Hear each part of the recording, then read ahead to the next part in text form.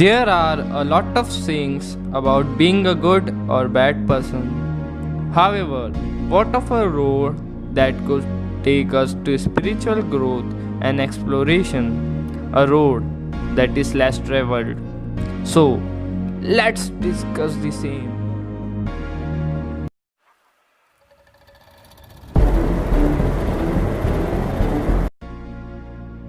Having a good life begins with working on self discipline.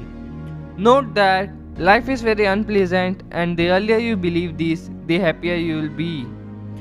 It's only a basic reality of life that every day comes with the likelihood of a new range of issues, and as soon as you accept this, you will be on the path to get an answer for these issues. Knowing that life is naturally hard will push you to gather the measures you will require to survive.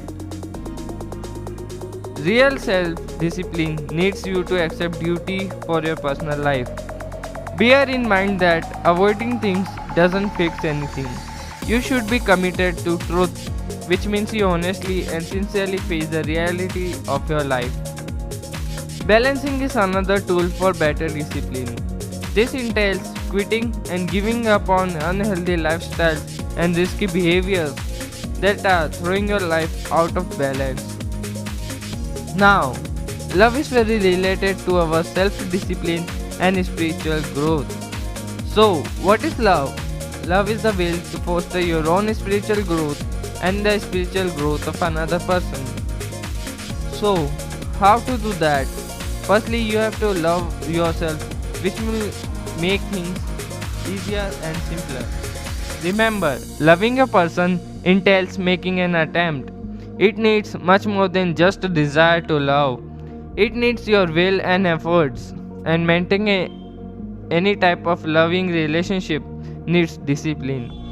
Feeling of love is similar to putting energy and emotions in a thing or a person, and true love needs long lasting dedication.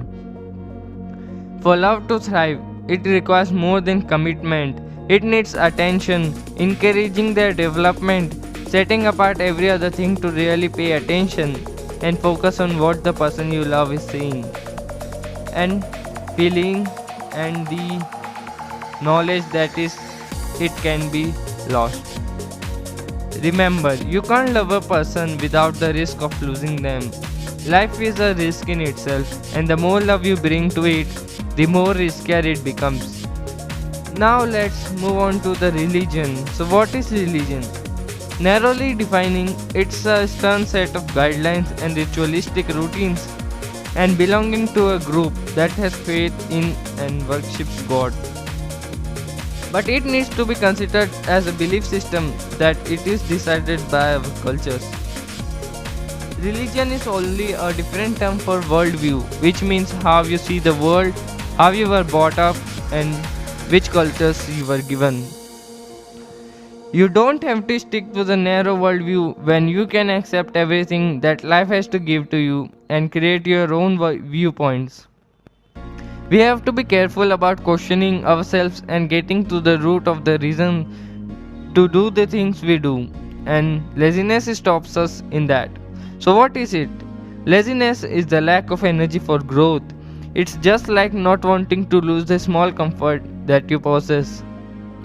It's very easy to disregard new viewpoints than to take them seriously. Therefore, with both fear and laziness, spiritual growth can stay still.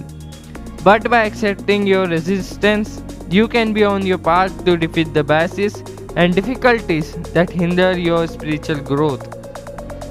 Lastly, what is spiritual growth that we are talking about? It is the growth of the inner and true human being in you, beneath you, and all that matters for you to be a human.